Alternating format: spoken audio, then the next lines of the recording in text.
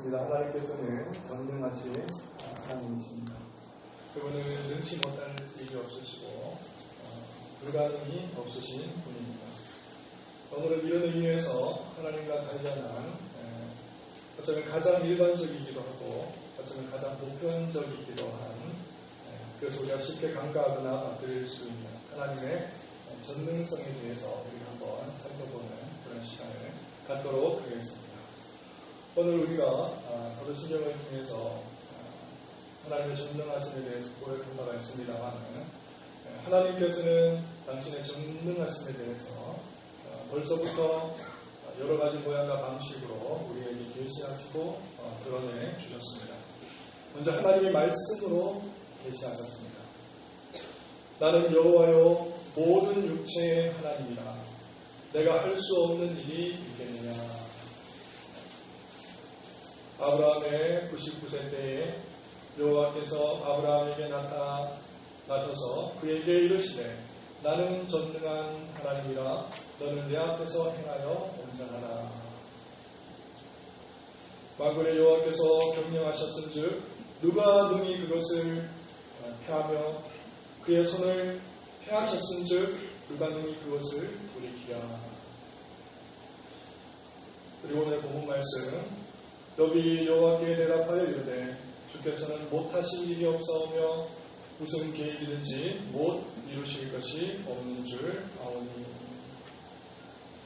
이외에도 하나님의 전능하심에 대한 성경 구절은 말씀 속에서 차고도 넘칩니다. 성경은 분명히 하나님께서는 못하실 일이 없고 전능하신 분이고 능치 못할 일이 없으시다고 분명하게 설명하고 또 선언하고 있는 것입니다. 둘째로 하나님의 전능성은 하나님의 창조 사역에서 확연히 나타납니다. 우리가 한번 생각해 보겠습니다. 우리가 강아지 집을 짓는다고 생각할 때 강아지 집을 짓기 위해서는 그 강아지 집을 지을 만큼의 능력이 있으면 됩니다. 자, 반면에 우리 사람이 살아갈 양육집을 짓는다고 한번 생각해 보겠습니다. 그러면 그 양육집을 지을 만한 능력이 있으면 우리가 충분히 양육집을 지을 수 있습니다.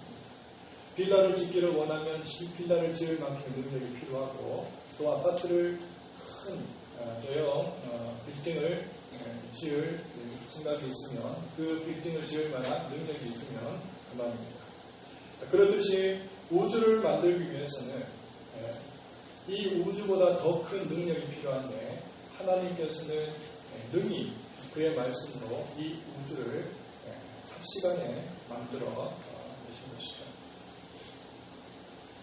지금까지 과학에 의해서 밝혀진 바에 의하면 이 우주의 크기가 얼마만하냐 하면요, 우주의 이 직경이 자그마치 200억 광년이나 된다고 합니다. 여러분 광년 아시죠? 광년.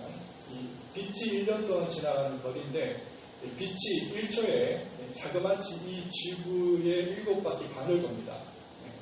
그러니까 이 지구가 둘레가 대략 한 4만 킬로 정도 되는데 이 빛은 한번 빛을 발휘하면 이 지구를 7바퀴 반 돌 정도로 빠른 속도로 지나가게 되어 있습니다. 그런데 그 빛이 200억 광년을 지나가야 이 지구를 관통할 수 있다, 이 우주를 관통할 수 있다고 과학자들은 이야기를 합니다. 자, 뿐만 아니라 이 우주는요 어떻게 구성이 되어 있느냐 하면 1억 개의 대략 1천억 개의 이 태양계가 이 은하계 안에 들어가 있습니다. 은하계 안에 수분, 목토, 이 천해명 이렇게 쭉 되어 있지 않습니까? 이게 태양계인데 이 태양계 같은 폭성들이 이 은하계 안에 1000억 개가 들어가 있고요. 이 은하계가 또 이 우주 안에 1000억 개나 들어가 있습니다. 그러니까 이 정말 우주라고 하는 공간 속에서는 그야말로 별들이 얼마나 뭐만큼 많은지 모릅니다. 하나님의 놀랍고 위대한 솜씨가 아닐 수가 없습니다. 하지만 이보다 더 크고 놀라운 사실은 창세기 1장 1절 태초에 하나님이 천지를 창조하신다.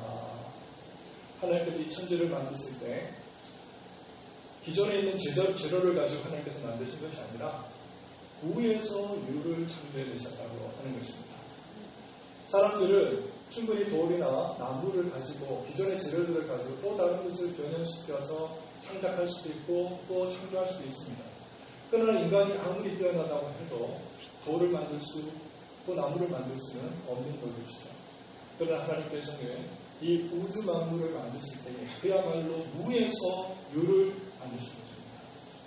한번 여러분 한번 상상을 해보실 수 있겠습니까? 이 우주가 어떤 데가 있었다는 겁니다. 그러니까 무라고 하는 그 개념 자체도 우리가 상상할 수 없는, 없다고 하는 그 개념 자체도 우리가 생각할 수 없는 그 시대, 시간도 없고 공간도 없고 물질도 없었던 그때가 있었던 것인데, 그때에 하나님께서는 하나님의 전능하신 능력과 말씀으로 일순간에 이 우주를 만들어 내신 것입니다. 더불어 하나님의 놀라운 능력과 솜씨가 아닐 수가 없습니다. 자, 세 번째로는 하나님의 전능성, 하나님의 전능하심은 하나님의 섭리 사역에서 두드러지게 나타나는 것을 볼 수가 있습니다. 이는 하나님의 영광의 강체시요 그 본체의 형상이시라 그의 능력의 말씀으로 만물을 붙드시며, 하나님께서는 창조하신 우주 만물이 워낙 거대하고 워낙 또 다채롭고 다양하기 때문에 이 모든 우주 만물을 유지하고 관리하고 보존하고 그리고 통치하시는 일에만 해도 엄청난 에너지와 비용이 들어갑니다. 우리가 일례로 요즘 매스컴을 통해서 4대강 유지보수 이런 얘기 참으로 많이 듣습니다. 4대강을 짓는 것만 해도 수십조가 들어가. 그런데 유지보수하는 데만 해도 국세가, 혈세가 얼마만큼 들어간다. 이런 이야기들을 자주 듣는데요. 그렇습니다. 우리가 만들어 놓으면 만들어 놓는 것으로 그냥 유지되는 것이 아니라 그것을 유지하고 보존하고 또 간직하기 위해서는 엄청난 에너지와 비용이 들어가는 것이죠. 우리가 이제 강남을 지나갈 때에 거대한 이제 마천루를 우리가 보게 되는데 롯데타워도 마찬가지입니다. 그 하나 만들어 두는데 엄청난 돈이 들어갔겠지만 그것을 유지 보수하는 데는 또 엄청난 돈이 들어가게끔 되어 있습니다. 하물며 그런데 이 우주 만물이야. 이 우주 만물을 하나님께서 유지하시고 통치하시고 다스리는 데에는 하나님의 놀라운 능력이 또한 필요한 것입니다. 목적론적 증명이라고 하는 것이 있습니다. 하나님의 그 존재를 증명하는 데 있어서 또 다른 이름으로 설계론적 증명이라고 하는 이름인데요. 만약에 여행객이 사막을 지나가다가 신의 시계 하나를 발견한다고 한다면 어떤 생각을 하게 되겠습니까? 비록 그가 한 번도 이 시계를 본 적이 없어요. 근데 지나가다가 이 시계 하나를 발견을 했습니다. 그런데 보니까 이 시계가 너무 정교하고 정밀합니다. 째깍째깍 초침이 지나가고 분침이 지나가고 시침이 지나가는데 만약에 한 번도 이 시계를 발견하지 않았다 손 치더라도 본 적이 없다 손 치더라도 이 사람은 이 시계를 가지고 마치 이 시계는 자연에 의해서 우연히 이를테면 바람의 풍화작용이라든지 비나 또 강물 따위의 침식작용에 의해서 만들어졌으리라고 생각할 사람은 아무도 없을 것입니다. 누가 보든지 간에 누구든지 간에 이 시계를 발견했을 때는 분명히 만든 사람이 있고 그 안에 낸 사람이 있으리라고 생각하는 것은 당연시사입니다. 아니 그런 분이 있겠습니까? 아니 우리가 한강을 지나가다가 만약에 우리가 이제 63층 63빌딩을 우리가 보게 됩니다. 어느 정신 나간 사람이 아닌 이상, 그가 바보가 아닌 이상 이 자연스럽게 모래 언덕이 쌓여졌다가 오랜 세월의 흐름 속에서 쇠는 쇠대로 모여지고 또 유리는 유리대로 모여지고 또 유리도 강화 유리여야 됩니다. 또 대리석은 대리석대로 모여지고 때로는 바람이 불어서 풍화작용과 또 침식작용에 의해서 문이 있을 곳에는 문이 만들어지고 또 엘리베이터가 세워져야 될 곳은 엘리베이터가 세워지고 창문이 뚫려야 될 곳은 창문이 세워졌다고 누가 과연 생각이나 하겠습니까? 그런데요, 놀라운 사실은 뭐냐면 이보다 더 위대하고 이보다 더 정교하고 그보다 더 정밀한 이 우주 만물을 보고서는 많은 사람들이 이것은 그 누구에 의해서, 손길에 의해서 만들어졌다고 생각하기보다는 우연에 의해서, 진화에 의해서, 하나님이라고 하는 그 신적 존재에 의해서 만들어진 것이 아니라 그야말로 우주의 폭발에 의해서 만들어졌다고 생각하는 사람들이 부지기수에 이릅니다. 어떻게 우리는 이 사실을 이해해야만 하겠습니까? 여하간 이것을 우리는 목적론적 논증이라고 하는데요. 이 우주와 우주 안에 있는 모든 만물들을 보고 있자니까 최고의 설계자, 지적 설계자가 아니고서는 이런 질서와 조화와 아름다움이 생길 수 없다 하는 것입니다. 이처럼 우리 하나님께서는 그의 능하신 손과 편팔로 이 모든 자연 만물을 다스리고 통치하시고 섭리하고 계신 것입니다. 자, 네 번째로 하나님의 전능하신 능력은 그 무엇보다도 하나님의 구속 사역에서 우리가 확연히 발견할 수가 있습니다. 하나님께서는 6일 동안 천지를 창조하시고 사람을 그 형상대로 지으셨습니다. 그리고 보시기에 좋으셨습니다. 마음에 드셨습니다. 이리로 보나 저리로 보나 여러모로 보나 흡족해 하셨습니다. 이 얘기는 완벽하다는 얘기고 완전 무결하다는 얘기고 이 우주가 흠이 없고 오류가 없고 너무나 완벽해서 그 어떤 결점도 찾을 수 없다는 얘기가 됩니다. 그런데 여기에 제가 들어옵니다. 제가 들어오자 사망이 들어오게 되고 사망이 들어오자 그토록 아름답던 세계가 그렇게 추가할 수가 없습니다. 그토록 온전하던 세계가 그야말로 엉망진창이 되어버렸습니다. 부서지고 파괴되고 망가뜨려져 버렸습니다. 산산이 부서져 버렸습니다. 마침내 죄와 사망과 사단의 종로로 타는 신세가 된 것입니다.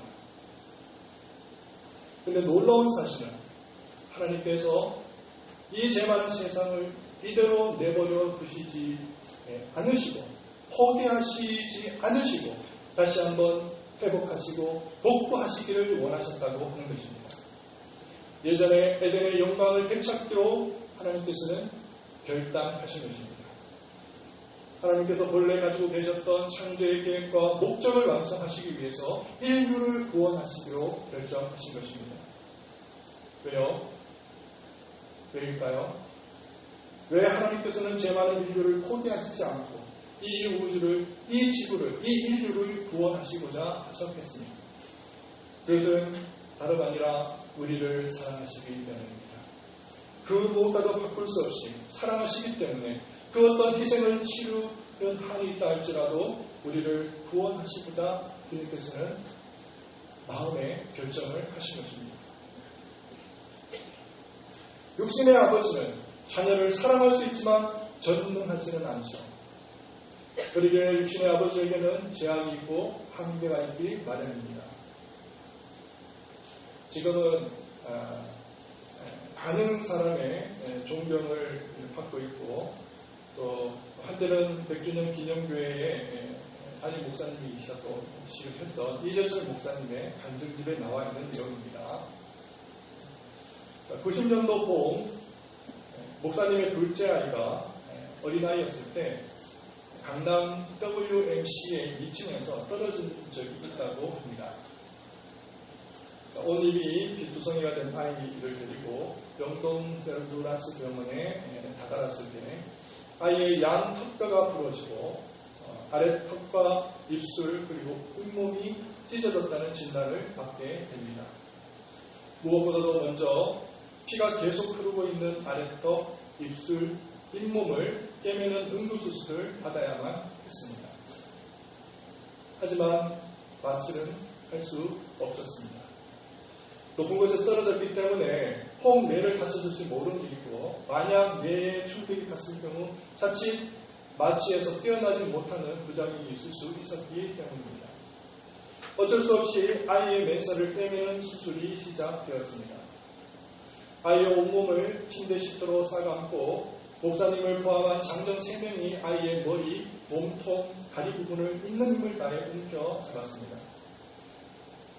하지만 바늘이 맨살을 꿰뚫을 때마다 아이의 몸이 마치 도마 위에 생선처럼 튀어올랐습니다. 그때 목사님께서는 아이의 다리를 누르고 있었는데 그 아이의 울음소리는 아비렌 목사님의 가슴을 갈기갈기 찢어놓을 정도였습니다. 아니, 아이의 턱과 잇몸에 바늘이 들어갈 때마다 마치 자신의 턱이 아프고 자신의 잇몸이 아렸다고 목사님은 고백합니다. 그러던 가운데 목사님은 승부가 이제 곧 끝나. 조금만 더 기다려. 라는 말 이외에는 그 아이를 위해 해줄 수 있는 것이 아무것도 없었습니다. 그러면서 목사님의 솔직한 아비로스의 고백입니다. 그때보다 더 나의 무력함을 통감했던 적은 없습니다. 어느 아비인들 그렇지 않겠습니까만 목사님도 그 아이를 끔찍히도 사랑했을 것이고 그 아이에게 유익한 것이라면 할 수 있는 것이 무엇이든 다 해주리라 마음먹었을 것입니다. 하지만 그 아이가 정작 아비의 도움을 가장 절실하게 요청하고 있었을 때에 단 1시간에 불과했던 수술의 고통으로부터 자신의 사랑하는 아이를 목사님은 구해낼 수가 없었던 것입니다. 참으로 인간은 무력하고 무능한 존재가 아닐 수가 없습니다. 모든 것을 다 할 수 있는 것처럼 보이지만 실은 가장 중요한 것은 아무것도 하지 못하는 연약한 존재가 바로 인간입니다. 하지만 하나님은 아닙니다. 하나님은 전능하신 분이십니다. 무능하신 분이 아니십니다. 하나님은 능치 못할 일이 없고 불가능이 없고 뜻하신 일이라면 무엇이든지 하실 수 있는 그야말로 절대 권능의 하나님이 바로 우리의 아버지 되시는 것입니다. 그렇게 하나님께서는 인류 구원을 이루시기 위해 신이 인간의 몸을 입고 이 땅에 오셨습니다. 오셔서 당신의 전능성을 유감없이 보여주셨습니다. 풍랑을 잠잠케 하시고 무리를 거으시고 병약한 자를 고치시고 죽은 자를 살리시고 하던 이적과 기적으로 망가진 에덴을 회복하고픈 정말 하나님의 분명하고 확고한 의지를 철저하게 보여주셨습니다. 마침내 당신은 십자가를 지시게 되셨고 십자가의 고난을 당하심으로 수많은 대적과 원수와 저항과 음모가 도사리고 있었음에도 불구하고 불가능할 것처럼 보였던 이 구속의 대가업을 하나님께서는 능히 이루어 내셨던 것입니다. 망가졌던 에덴이 하나님의 전능하심으로 말미암아 다시 원상복구가 되었고 이전보다 더 훨씬 아름답고 질서롭고 영화롭고 화평하고 탁월한 에덴이 하나님의 전능하심으로 말미암아 다시 만들어지게 된 것입니다. 다섯 번째로 하나님의 전능하심은 나를 구원하신 사건에서 그 무엇보다 두드러지게 나타납니다. 하나님의 전능하심은 하나님의 말씀 가운데 차고도 넘치게 드러나고 있습니다. 또한 하나님의 전능하심은 무에서 유를 만드신 천지창조 사역 가운데 뚜렷이 볼 수가 있습니다. 나아가 하나님의 전능하심은 정밀하고도 정교한 우주 만물을 유지, 관리, 보존하시는 하나님의 섭리 사역에서도 분명하게 나타나고 있습니다. 뿐만 아니라 하나님의 전능하심은 붕괴된 에덴을 다시 보관하신 하나님의 구속 사역을 통해서도 의심의 여지 없이 명백하게 밝혀지고 있습니다. 이 모든 것이 하나님의 전능성을 아낌없이 드러내고 있는 것이 분명합니다. 하지만 하나님의 전능성은 실로 나 같은 죄인을 살리사 새 사람 되게 하셨다는 데에 가장 분명하게 드러나고 있는 것입니다. 이 세상에서 가장 큰 기적이 있다면 나 같은 죄인이 구원받는 것이요 이것이야말로 하나님의 전적인 능력이 이룬 기적이 아닐 수가 없는 것입니다. 이 세상 사람은 다 몰라도 나는 나를 압니다. 나라는 사람은 바뀔 수 있는 그런 존재가 아닙니다. 하나님을 사랑할 수도, 하나님의 말씀 앞에서 순종할 수도, 하나님을 바라볼 수도, 그 어떤 것보다도 하나님이 이 세상의 주인이시고 만물의 주관자시고 구원자시라고 하는 이 믿음의 고백이 내 입술 가운데서 일어날 수 있는 존재가 저는 아니었던 것입니다.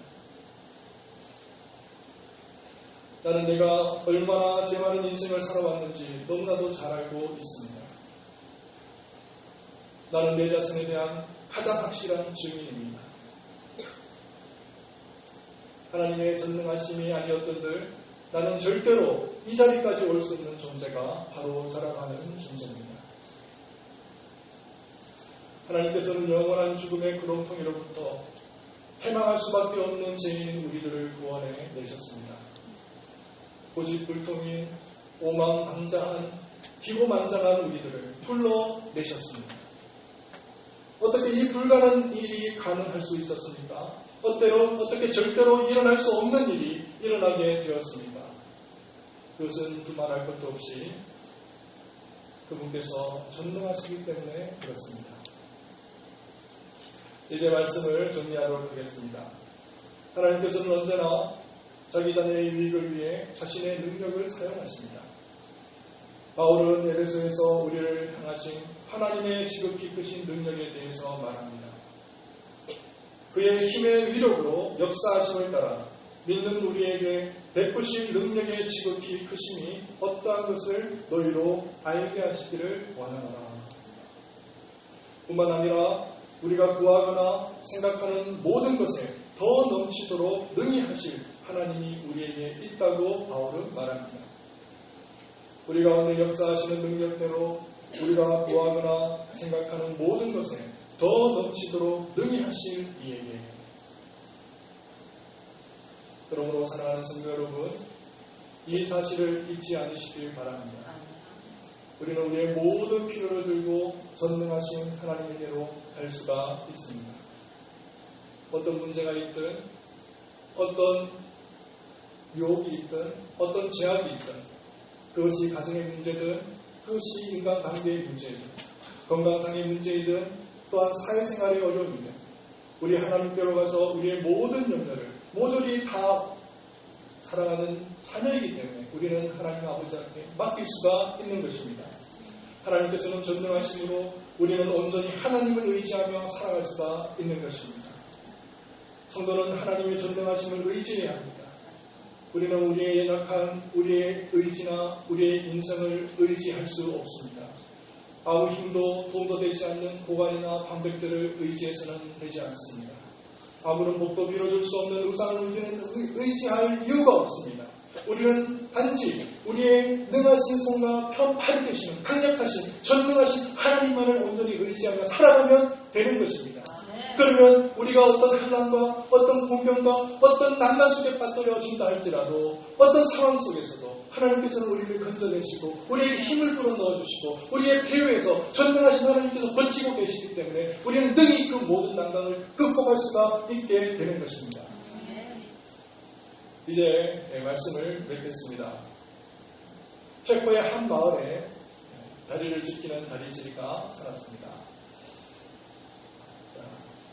이제 제가 예화를 드립니다. 이 마지막 예화를 마치고 이제 말씀을 마무리하도록 할 텐데요. 대략 한 5분 정도 여러분 한번 집중해서 말씀에 기울여 보시기 바랍니다. 자, 그의 이런 시간에 맞춰 다리를 올리거나 내리는 것이었습니다. 자, 그런 그에게 아들 하나가 있었는데 그에게 아들은 자신의 유일한 가족이자 유일한 기쁨이었습니다. 그는 그런 아들을 너무나 아끼고 사랑했습니다. 그러던 어느 날 아들은 아버지가 일하는 곳에 가보고 싶다고 말합니다. 아버지는 아들이 다칠까 걱정했습니다. 하지만 아들의 애타는 부탁에 다음날 함께 가기로 약속을 합니다. 다음날 아들을 강변에서 안전하게 논을 한 다리지기는 시간에 맞춰 자신이 일할 조종석으로 올라갑니다. 그가 하는 일은 배가 지나면 다리를 올리고 기차가 지나면 다리를 내리는 일이었습니다. 마침 보트가 지나가는 것을 보고 다리지기는 다리를 올렸습니다. 보트는 유유히 강을 거슬러 다리를 지나고 있었습니다. 그런데 그때 예전보다 빨리 다리를 향해 달려오는 기차가 있었습니다. 미처 정지 신호도 보지 못하고 철벽처럼 하늘 높이 세워진 다리를 향해 빠른 속도로 기차는 돌진하고 있었습니다. 달려오는 기차를 기계 소음 소리에 다리지기는 보지 못하고 아들은 보았습니다. 아버지를 불러보지만 전혀 반응이 없습니다. 총명한 아들이 수동식 제어기를 향해 달려갑니다. 아들은 자신의 힘으로 다리를 내리려 합니다. 한편 달려오는 기차에는 앞으로 어떤 일이 닥칠지 알지 못하는 사람들이 각자 자신의 일에 여념이 없이 자기 일에 몰두하고 있습니다. 뒤늦게 기차를 발견한 아버지는 다리를 내리려 합니다. 하지만 안전한 곳에 있어야 할 아이가 보이지 않습니다. 순간 수동식 제어기 안으로 빨려 들어간 아들을 발견합니다. 다리지기는 중심줄을 놓고 아들을 불러보지만 아들은 기계의 부품에 끼어 빠져나올 수가 없습니다. 다리지기는 선택해야만 합니다. 아들이냐 아니면 기차냐. 선택의 순간을 단지 몇 초 남겨두지 않은 상황 속에서 다리지기는 선택합니다.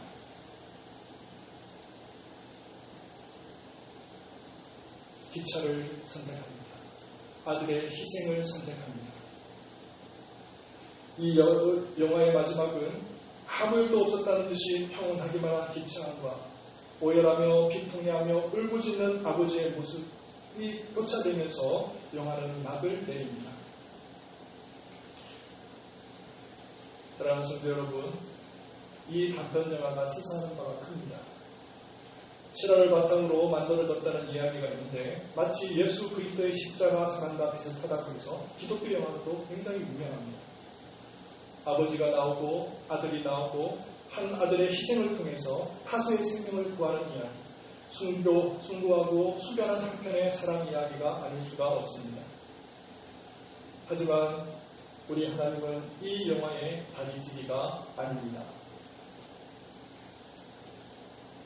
아들을 희생하는 다리지기의 순과 희생 정신이 많은 사람을 숙연하게 하는 것은 사실이지만 우리 하나님 아버지는 다리지기와 같이 무력하고 무능한 인간이 아닌 것입니다.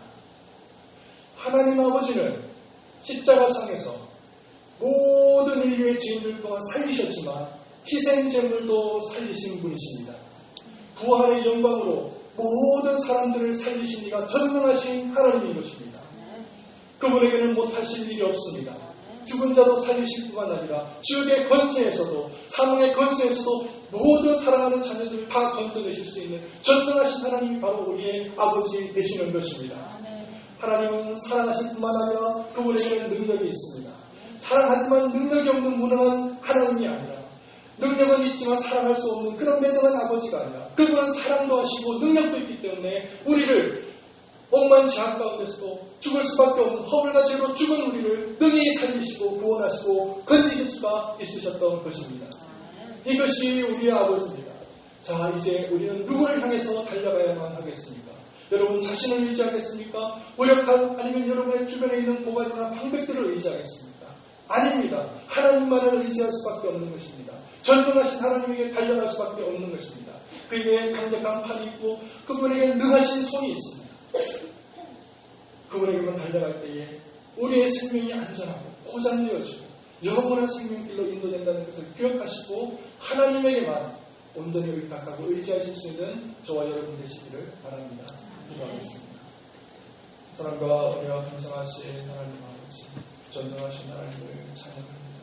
당신에게는 무궁한 사랑이 있고 당신에게는 무한한 능력이 있기에 우리를 영원 죄악에서부터 구제하여 주시고 구원하여 주신 줄을 믿습니다. 사랑하는 주님만을 의지하게 하시고 주님만을 바라볼 수 있는 하나님을 순결하고 겸비한 하나님의 자녀 다 되실 수 있도록 은혜와 자비를 베풀어 주시옵소서. 감사를 주실 줄을 믿고 감사를 드리며 우리 주 예수 그리스도의 이름으로 기도를 드립니다. 아멘.